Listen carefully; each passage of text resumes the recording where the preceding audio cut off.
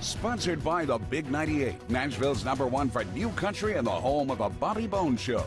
Welcome to the Fox 17 Rock and Review. We're thrilled to bring an incredible country music singer and songwriter who is riding a wave with his new single out, Whiskey and Rain, Michael Ray. What's up, Eric? How you doing, buddy? Good. I was joking with you, before we started the interview. I wish we could have brought you on the show when there was better news to talk about. Man, it's been the best way to start a year I've ever had, man. I'm very grateful for it man, we were watching this thing and seeing that we could possibly be starting the year with a big #1 and then this being our first 2-week #1, man. It's just been a credible couple weeks. We're excited. Well, and Whiskey and Rain is such a great song. And also, talking about, higher education, your EP, which I love the whole thing. I told you earlier, before we started the show, I think my favorite single on there, though, is Holy Water. Man, I appreciate that. And it makes me happy that you said that, because that's actually the next single. I'm going down to my hometown here probably next week or so and shooting the music video down there back in my hometown in some swamps and some of the areas that we grew up in that really, made me want to cut that song. It really brought me back to that old feeling. And I grew up on a lot of that Southern rock, that Florida swamp, Jerry Reed, that Marshall Tucker slide, all of that. So this song just really brought me back to that. And the stories, man, that's what makes country music so great and stand out, is the stories and the honesty of it. And so this song just had everything that I was looking for. And I'm excited that we'll be sending out the radio soon.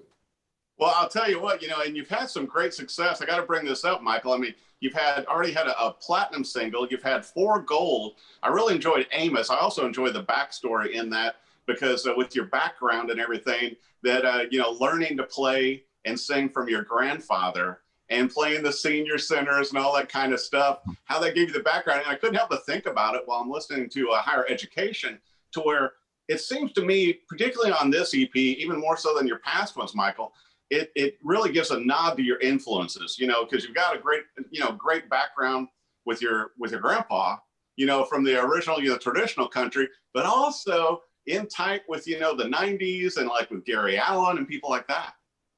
Yeah, man, this EP, I think during quarantine, when everybody, the whole world stopped and we're all just stuck in our houses to go, okay, well, what do we do next? So what's the next step? And for me, I had to do a lot of reflecting on a lot of those past albums. And I've been last few years thankful for the fans, thankful for the people that brought me out on tour with them to help me learn to grow into the artist I wanted to be. And just you gain confidence as you go, and you start realizing how you want, who you want to be as an artist. And during that time, I thought, I moved to town to do one thing that I haven't done. And that's honestly been, exactly authentically me, and doing the music that I felt was what I moved to town to do. And so me and the team just got together and started writing songs and listening to songs to put together that EP, and really felt really good about the Higher Education EP, that I feel like we did that and was able to pay homage to those that inspired me, like Gary Allan and Rodney Millsap and a lot of the 70s, 80s, and 90s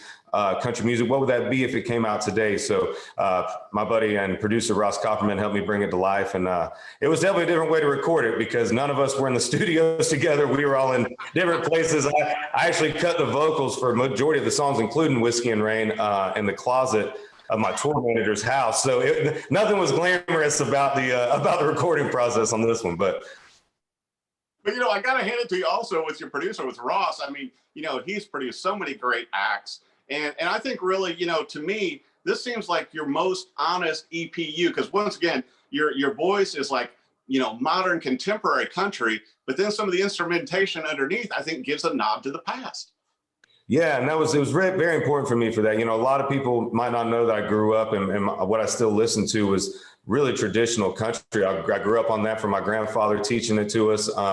And I just always gravitated towards it and always loved the stories of it, even though I might not know exactly what the storyline was about, when I was 9 or 10, I just loved it. And so I really wanted to put more fiddle in it, put more steel in it, really tip the hat to those sounds back in the day that made us want to become country artists and move to town and risk it all to, hopefully be played on the radio one day. So it means a lot when people say those things like you're saying, man, that they feel that, because that's exactly what we were going for.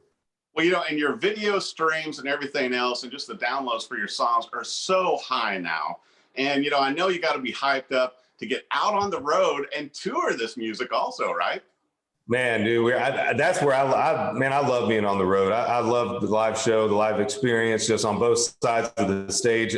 So yeah, man, we've been itching. We start going back into rehearsals here mid-February and getting ready. We're going to be playing a lot of festivals this year. We're going to be getting back to a lot of the venues that we might not be able to get to the last couple of years due to circumstances, that were out of our control. So we're a lot of that, and then we'll see what the fall holds. But it will be also probably getting in the studio sometime this year. So 2022 is going to be a busy year for us, but I wouldn't have it any other way. So, once again, I got to bring this up because some of our viewers may not realize this. A decade ago, you were the winner of CW's The Next, and that's kind of when you and John Rich became friends. So when you go back home to Florida, it's like, how do your friends and everybody, how do they treat you? Do they get how your career has taken off now, Michael?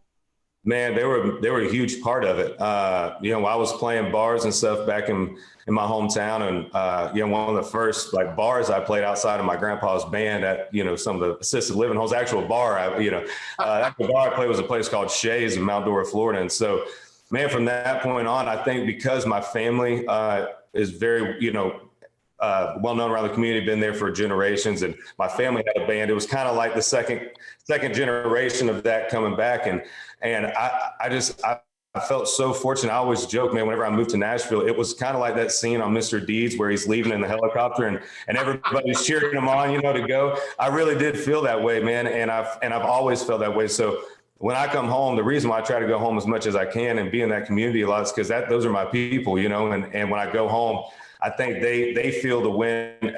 When I feel my wins, it's their wins too, because I couldn't have been up here without them. That's why we filmed the first video in the hometown. I try to film as much of my music videos as I can in my hometown, and just give them the notoriety that they deserve and the thank you they deserve for helping me. So it's always fun to go back and just celebrate with your friends and some people that you don't get to see a lot that have been there honestly since day one. And God knows how bad that sounded back in the day. So thank God they stuck it through. You know what? I'll tell you, Michael, where you were so smart. And I one of the things, looking over your career to where you grew your fan base in Florida, in your home, and you got that going before you came to Nashville. And I think that is such a great way to do it, because a lot of people, as you and I know, come to Nashville, it's like, and they have no fan base with them. It's like, I'm here in Nashville to make it. It's like, you kind of need to make it where you're from first before you come to Nashville. Yeah, I was kind of in that gray area of time. It was right before the more of the viral video started, the YouTube video started, and it was right at the end of moving to town and having what we call showcases for labels. And so it was that little gray area. And David Preston at BMI was the guy that I got to give all that thanks to, man, because he was the dude that was listening to a lot of new artists that were coming to town that, didn't have connections. And it's hard to get a meeting in town when you don't have anything going on. So he was one of the few that would actually do that. And man, he told me, he said, man, go to Florida and become the biggest thing that you can be there and build something that makes people in Nashville go, who the heck's this Michael Ray dude? What's he doing and why are we hearing about him? And so fortunately, no one else would meet with me. So I had nothing to bounce that off of. So me and my buddy Jeff, we headed back down and to Florida and put a little band together and just kind of start growing it from there. And again, growing up in more of the traditional style of country music, I was raised when that influence of Loretta Lynn and her husband got in the car and drove to, radio stations. Waylon hit the road, Willie hit the road, Hank Sr., in the Cadillac. So my whole upbringing was go make fans face to face, one by one, and play the shows. And so I kind of didn't know any different anyway. So it was just the two worlds met and honestly really helped me hone a lot of what helped me get a record deal then instead of now. Well, and once again, I got to say congratulations. Whiskey and Rain, #1 on Billboard 2 weeks in a row. Higher Education, I love the entire EP. Like I said, I think Holy Water, I'm telling you, I think that could be another #1. And, it's like, hey, come on. Hey, I'll take it. Well, I want to make sure, too, that our viewers know, to keep up with everything Michael Ray. And I know you're on social media as well on your website, but for the upcoming tour and all, where do our viewers need to go to keep up with everything? MichaelRayMusic.com is the website. Michael Ray Music's the Instagram, the Twitter, I believe. Facebook's Music Michael Ray. But yeah, it's all right there on MichaelRayMusic.com. Y'all come check it out. And like I said, we're going to be touring hard this year. So y'all come see us, and I'll be looking for new music coming soon. Michael Ray, thank you so much for coming on the Rockin' Review with us. Thank you so much, buddy. I appreciate it. Sponsored by the Big 98, Nashville's #1 for new country and the home of the Bobby Bones Show.